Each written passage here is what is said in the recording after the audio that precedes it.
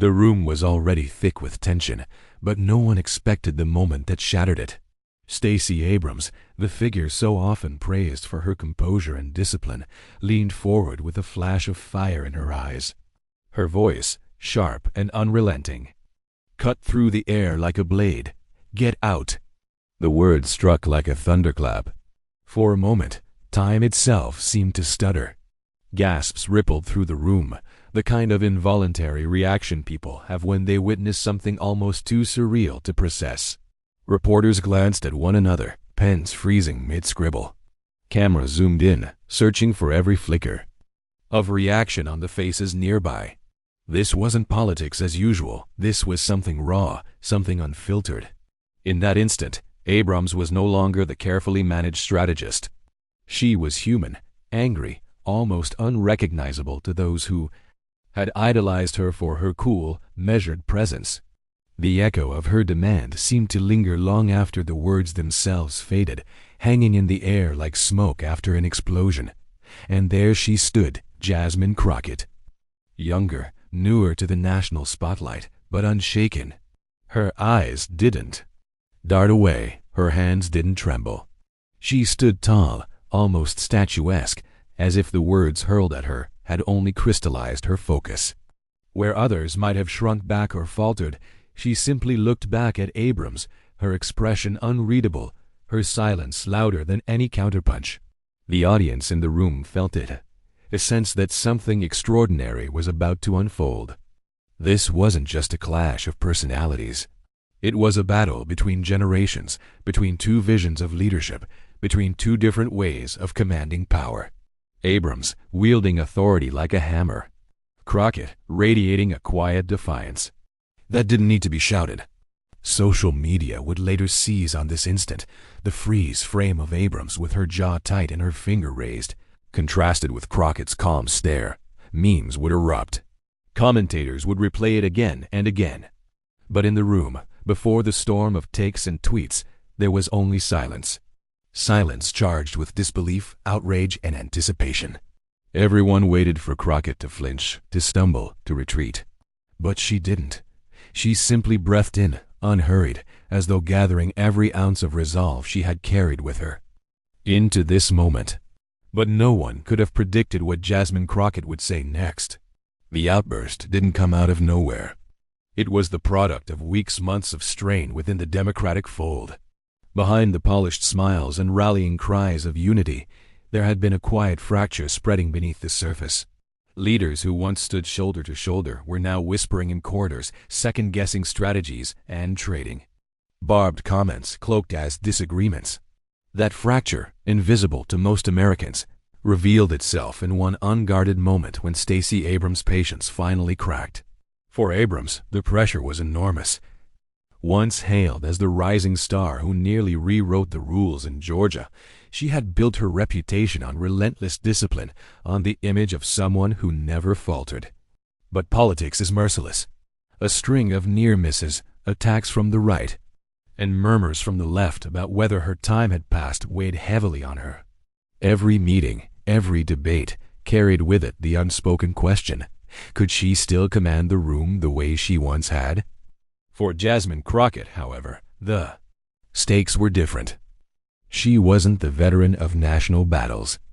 She was the new voice, the fiery advocate who had burst onto the stage with unfiltered conviction. For her, representation wasn't an abstract talking point, it was survival. Her very presence in Congress carried the weight of generations who had been silenced, overlooked, or pushed aside. To be told, "Get out," by someone who claimed the mantle of progress was more than a personal insult.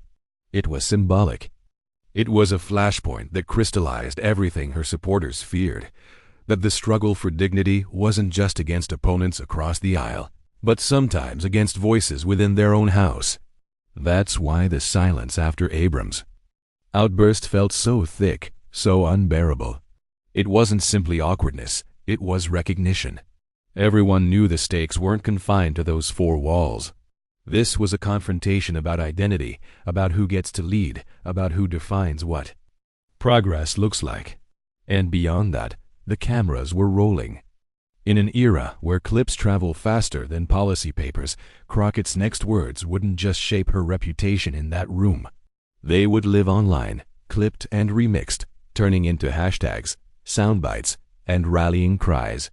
In a political landscape where a single moment can make or break a career, this was it. The kind of moment strategists dream of and fear in equal measure. The audience, both in the room and beyond, didn't just want to know what Crockett would say. They needed to know. Because if she stumbled, if she lashed out in anger or crumbled under the pressure, the narrative would lock in fast. Abrams, still the seasoned commander, silencing a junior voice. But if Crockett rose to the occasion, if she delivered something sharp, principled, unforgettable, then the entire balance of power could shift. Not just between two women, but between two generations of leadership. And that's what made the moment so magnetic. It wasn't about who had the louder voice. It was about who could seize the moral high ground in a single breath. Abrams had thundered. Now the world waited for Crockett's lightning. The stakes stretched far beyond politics. They reached into living rooms of immigrants who had fought for their place, into communities long dismissed, into the hearts of young progressives desperate to see someone who looked like them stand tall without apology. Crockett wasn't just answering Abrams, she was answering to all of them. And just when Abrams thought she had control of the room, Crockett rose with words that left it trembling. Stacey Abrams was once the embodiment of political promise.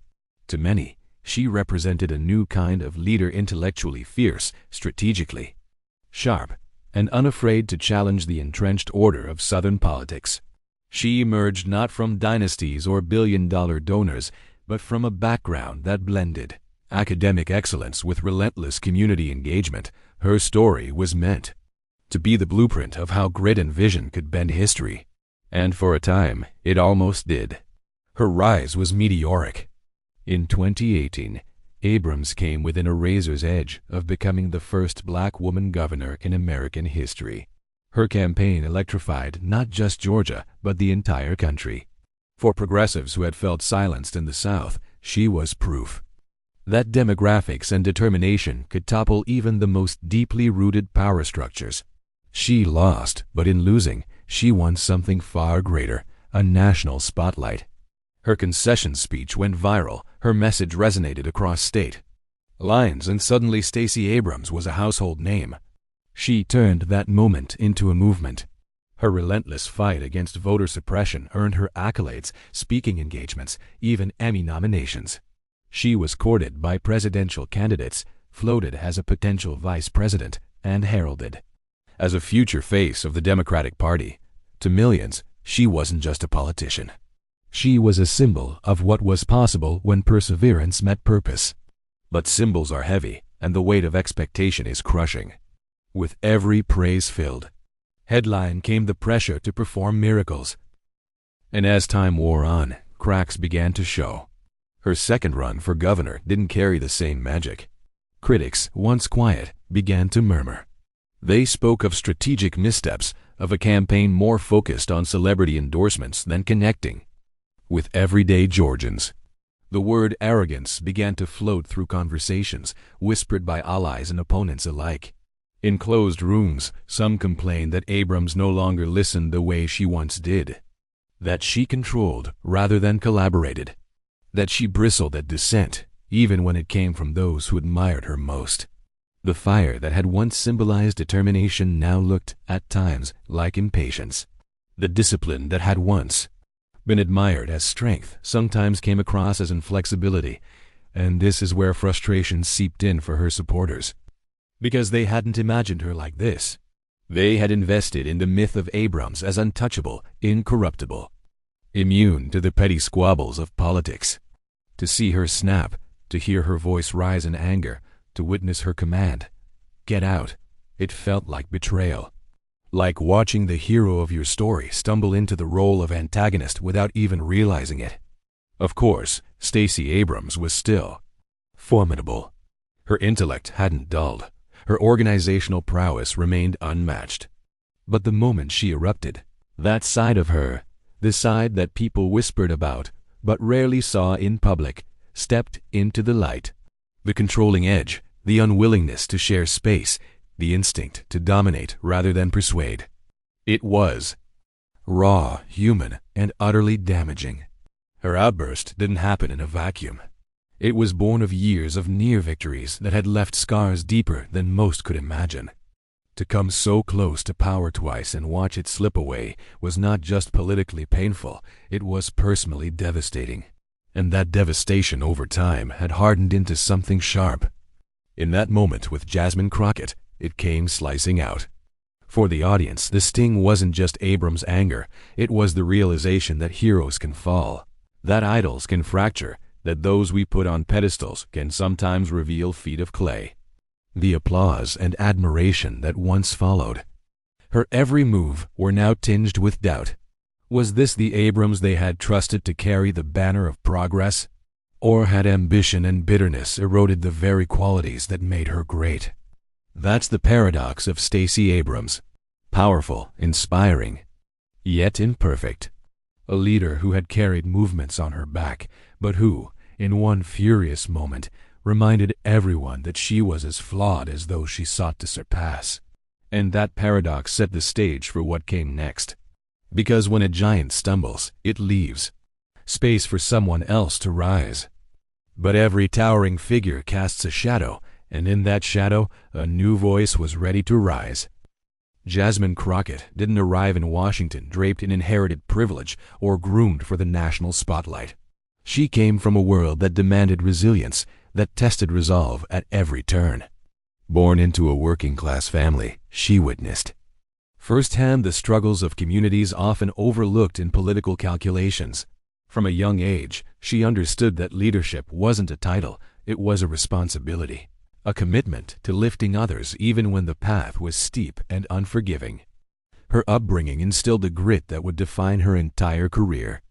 She saw neighbors grapple with systemic obstacles, felt the frustration of talented people denied opportunities, and carried the weight of those experiences into her own education. Every achievement she earned, every scholarship, every internship, every legal victory was hard-won. Nothing was handed to her. Nothing came easy. And in politics, where optics often outweigh substance, that authenticity became her strongest asset. Crockett's legal career was marked by a fearless dedication to justice. She took cases others deemed too difficult, championed causes that carried political risk, and used her sharp intellect to hold powerful institutions accountable. In courtrooms where her opponents assumed they had the upper hand, she dismantled arguments with precision and composure, leaving a trail of astonished colleagues and vindicated clients in her wake. Her reputation grew not because she sought attention, but because her results were undeniable. When Crockett transitioned into politics, it was not a detour but a natural extension of her advocacy. Her entry into Congress was fueled by a desire to represent voices that had long been sidelined. She was unafraid to speak truth to power, to challenge established hierarchies, and to insist that integrity could coexist with ambition. Early on, her colleagues recognized that she possessed a rare combination: razor-sharp intellect tempered with empathy, strategic insight married to unshakable moral clarity. But what truly distinguished Crockett wasn't just her record, it was her presence. She carried herself with calm confidence, a quiet authority that drew attention without demanding it. In a room full of seasoned politicians, she had the ability to listen, to measure, to wait for the exact moment when a word or gesture would resonate most profoundly. That patience was forged through years of navigating spaces that were not designed for her success, spaces where silence could mean erasure and assertiveness could invite backlash. Her rise, however, was not without struggle. She faced microaggressions, dismissals, and outright hostility. She learned early that courage was not just about speaking loudly, it was about holding steady in the eye of intimidation, about transforming adversity into opportunity. Each challenge honed her resolve, sharpened her instincts, and prepared her for moments when the stakes were highest. By the time she walked into the room with Stacey Abrams, Crockett was not just ready, she was prepared. in ways that were almost cinematic in their inevitability. Jasmine Crockett also carried the hopes of her community with her. She understood that representation mattered not just in policy but in presence. For young immigrants, people of color, and aspiring leaders watching from living rooms, classrooms, and small town halls across the country, she embodied possibility. Her every word, every stance, every gesture resonated because it came from someone who had fought for the right to be heard, who had clawed her way to a platform and refused to yield it. It was this combination of experience and temperament that positioned her uniquely against Abrams' sudden fury. While Abrams' voice thundered, rooted in frustration and years of near misses, Crockett's composure radiated strength born from struggle. She had faced obstacles that demanded grace under fire, and she had mastered the art of turning pressure into power. This was no ordinary confrontation. For Crockett, it was both personal and historic, a chance to assert dignity over domination, reason over rage, and principle over performance. Crockett's supporters already knew this about her, but the broader political world was about to see it in real time. Every whisper, every glance, every pause in that tense room would carry meaning. And she was prepared to let them speak volumes. She wasn't just reacting, she was orchestrating, channeling her lived experience into a moment that could define not only her career, but the standards of leadership itself. Her journey from a determined child in a modest neighborhood to a rising star in Congress was a testament to perseverance, courage, and authenticity. And in that moment, as the room hung on Abrams' words, her backstory became more than biography. It became a source of anticipation, a foundation for the moral and emotional authority she was about to wield. And those very struggles would prepare her for the moment that would define her career.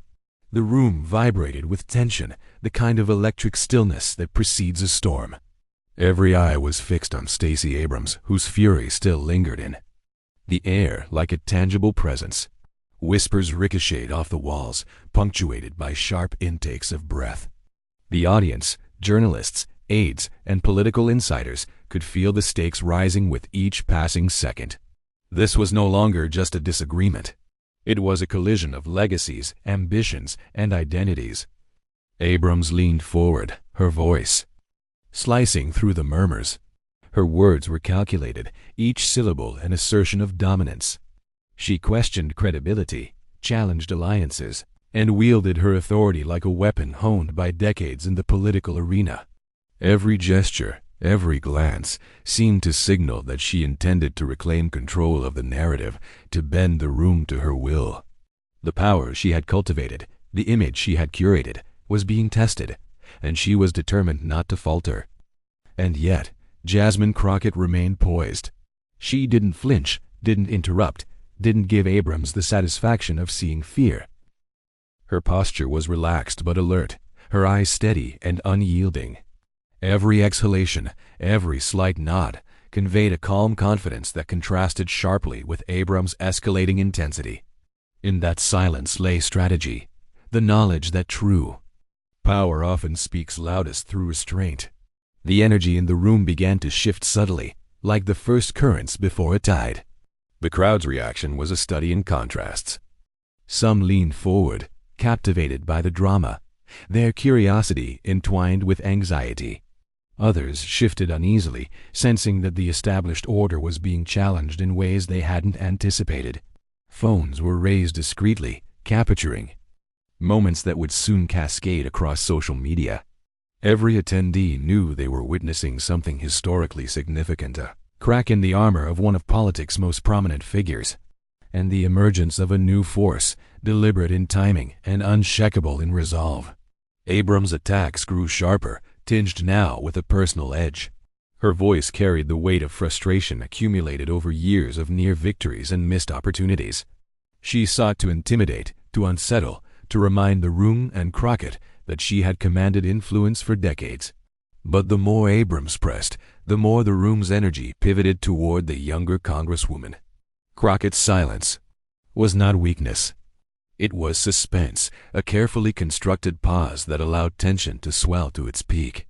Reporters scribbled notes furiously, aides whispered frantic assessments, and the public, through live feeds, began to sense the narrative unfolding. It was a masterclass in contrast, one figure boiling with visible frustration, the other radiating composed inevitability. Every jab from Abrams seemed to set the stage for something larger, something that would not just answer her fury but redefine the dynamics of power in the room. Then, as Abrams delivered what she clearly intended as the final blow, the silence around Crockett became deafening. The audience leaned forward instinctively, sensing the precipice. This wasn't a simple rebuttal. It was the moment before the storm breaks, the pause before history is made. Every mind in that room, and countless others watching remotely, was attuned to one inevitable question: how would Jasmine Crockett respond? When she finally spoke, the room seemed to exhale collectively. There was no hesitation, no tremor. Of uncertainty, only the calm, measured cadence of someone who had spent a lifetime preparing for moments exactly like this. Every eye snapped toward her, every phone camera pivoted, every journalist leaned in. Her voice began low, steady, and deliberate. "With all due respect, Stacey," she said, the words precise and unwavering. "Leadership isn't measured by who can shout the loudest. Leadership is measured by who lifts others, who speaks truth when it's inconvenient, and who carries dignity even under pressure." A ripple ran through the audience.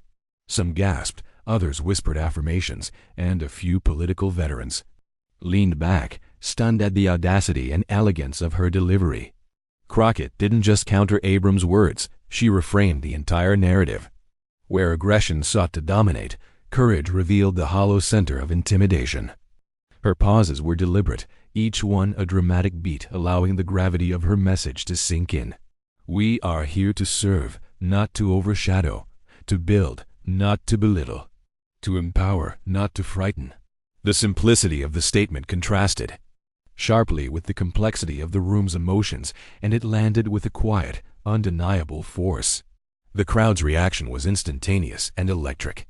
Whispers turned to murmurs, murmurs to applause, applause to standing ovations. Journalists typed furiously, capturing phrases destined to trend across platforms. For the first time, Abrams' composure wavered. The politician who had once commanded rooms with her presence was now confronted with a rising star who required no theatrics to command attention. Crockett continued, weaving personal experience with universal truths. She recounted her journey, from working-class neighborhoods to courtrooms, and finally to Congress. "I've learned that resilience isn't loud, it's enduring. Influence isn't about fear, it's about trust. And legacy isn't inherited, it's earned, moment by moment, choice by choice." Every word resonated, rooting the audience in admiration, pride, and inspiration. She addressed broader stakes: representation, justice, and identity. "Our communities don't need conflict on a stage," she said. "They need courage that inspires action, dignity that builds consensus, and voices that refuse to be silenced.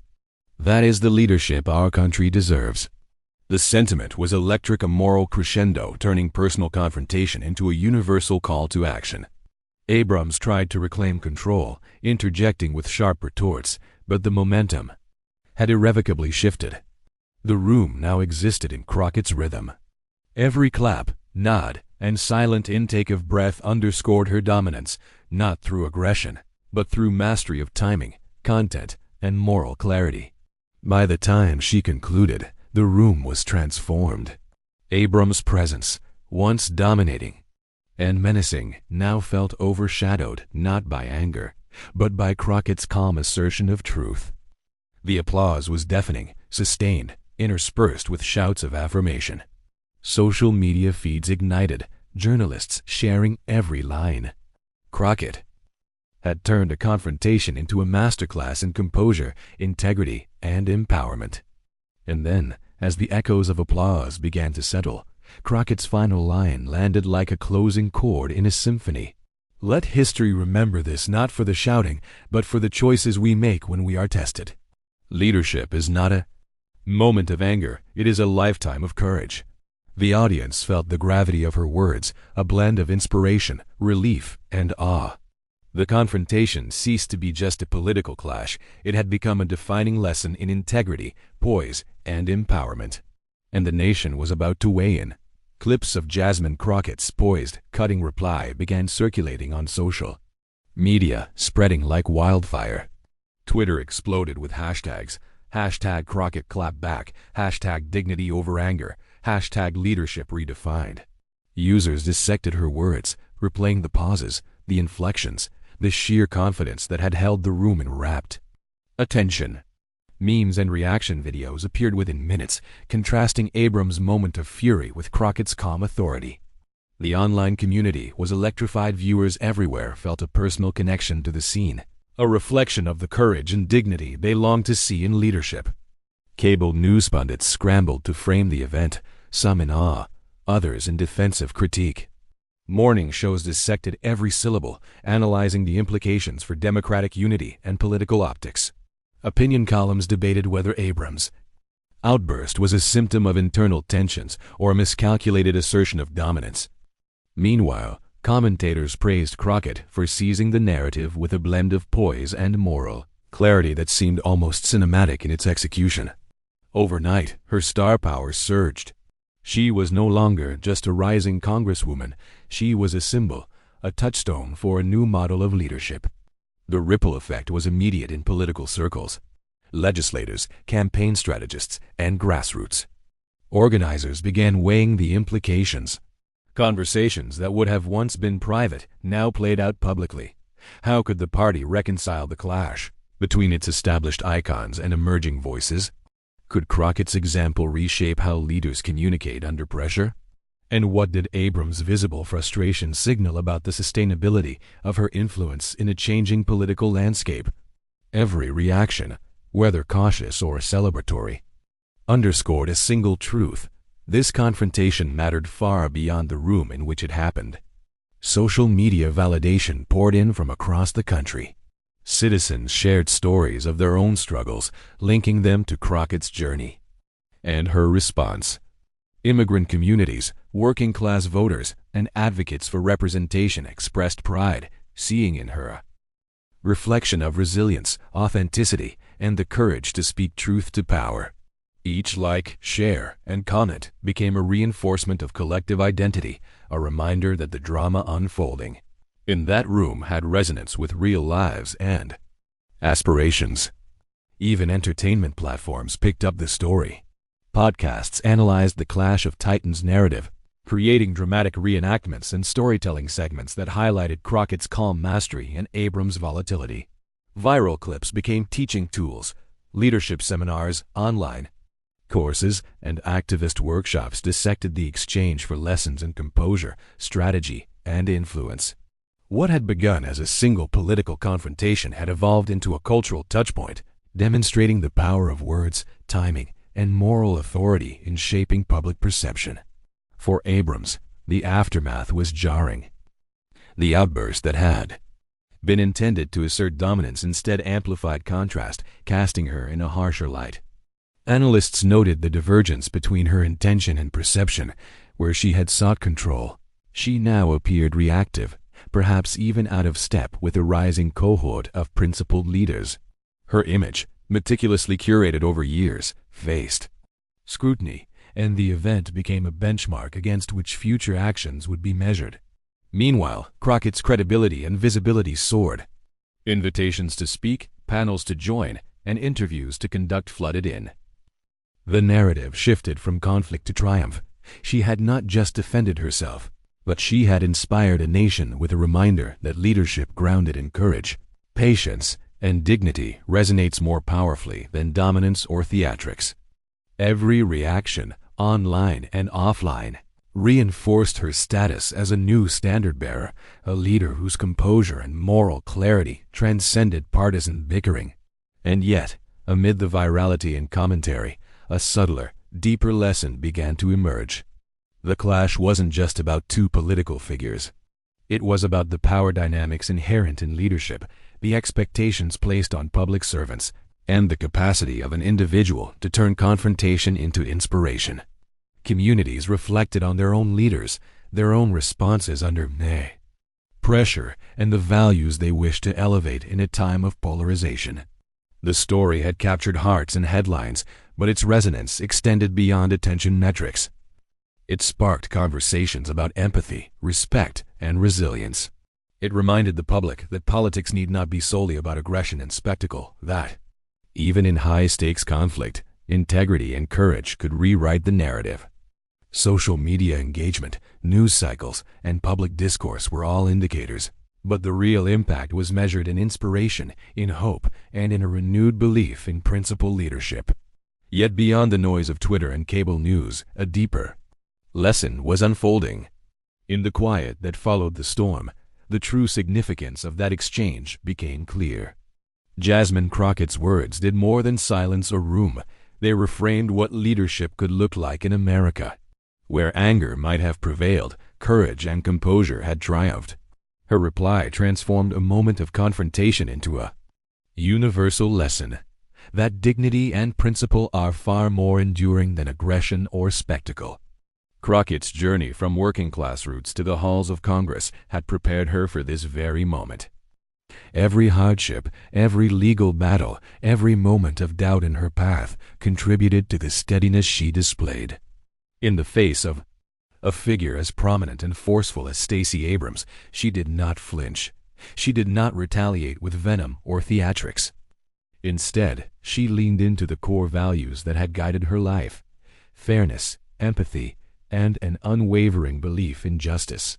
The audience, initially gripped by the drama of the confrontation, began to recognize the deeper moral arc at play. As the immediate shock faded, reflection took its place. Crockett's composure illuminated a stark contrast: leadership rooted in respect inspires, while leadership rooted in dominance alienates. It was a reminder that the public, even in divided times, responds not to volume or bluster, but to authenticity and integrity. Viewers watching from home or on social media felt validation, a reflection of their own desire for principled voices in positions of power. They saw that true influence is measured not by the ability to shout, but by the ability to uplift, persuade, and lead with character. The lesson extended beyond politics. It spoke to communities everywhere, to immigrants carving their place in society, to marginalized voices striving to be heard, and to anyone who has faced intimidation or hostility. Crockett's calm assertiveness became a model for personal and collective courage, a demonstration that strength does not require aggression, and that moral clarity can resonate louder than the loudest voice in the room. In classrooms, discussion forums, and living rooms across the nation, people replayed the moment, analyzing her technique and absorbing the lesson. The confrontation was no longer just a viral clip, it was a case study in principled leadership, in turning tension into opportunity, and in the enduring power of dignity. Aspiring leaders could see that influence is earned through consistency, empathy, and moral courage, rather than intimidation or spectacle. Even within political circles, the reverberations were profound. Advisors and lawmakers began reflecting on their own approaches, re-evaluating how conflicts could be handled without erosion of integrity. Young activists found inspiration in Crockett's example, recognizing that one voice, grounded in truth and composure, could shift narratives and inspire collective change. It became a touchstone for leadership that transcended party lines. The idea that the measure of a leader lies not in their ability to dominate, but in their ability to inspire, protect, and elevate others. The moral clarity of the encounter was unmistakable. Crockett had taken an explosive, potentially destructive moment and turned it into an opportunity for uplift. She reminded the nation that courage manifests not in anger, but in the deliberate, careful choice to uphold one's principles under pressure. That choice rippled outward, touching not only political allies but the wider public, reinforcing a shared understanding of dignity, respect, and responsibility. And as the story settled into the collective memory, a deeper truth emerged. Moments of conflict need not define us negatively. They can reveal the best within us, inspire others, and establish new standards for what it means to lead. The clash that had captivated headlines and social media feeds was no longer just about two politicians. It had become a symbol of hope, a lesson in moral courage and the blueprint for a more empathetic, principled future. And years from now, when people look back on this clash, they won't remember the shouting, they'll remember the silence that followed. Stacey Abrams' outburst and Jasmine Crockett's composed reply encapsulated more than a political clash. They revealed the essence of leadership, the power of dignity, and the impact of moral courage. Where anger might have dominated, Crockett's calm, precise response showed the nation that true authority comes not from volume, but from principle. It was a moment that resonated across communities, especially for those who have faced adversity, discrimination, or the challenge of making their voices heard. The contrast was clear. One figure tried to command the room through intimidation, while the other commanded respect through integrity. In that silence following Crockett's words, a lesson crystallized: leadership is about elevating others, speaking truth under pressure, and embodying values that outlast temporary conflict. It is a reminder that every public interaction, every decision, and every word carries weight, shaping perceptions and inspiring action. If you believe in voices like Jasmine Crockett's, voices that uplift, inspire, and stand firm against hostility, you have a role to play. Subscribe to join a community that values courage over theatrics, dignity over dominance, and principle over power plays. Share this story with friends, family, and your networks, because its message is larger than politics. It's about the standards we set for ourselves and the leaders we choose to follow. Because in the end, this wasn't just a clash between two politicians. It was a reminder of what true leadership looks like.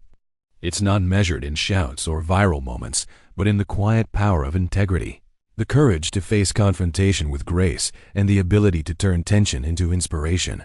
When history remembers this day, it will remember the voice that rose above the noise and the enduring lesson it left behind.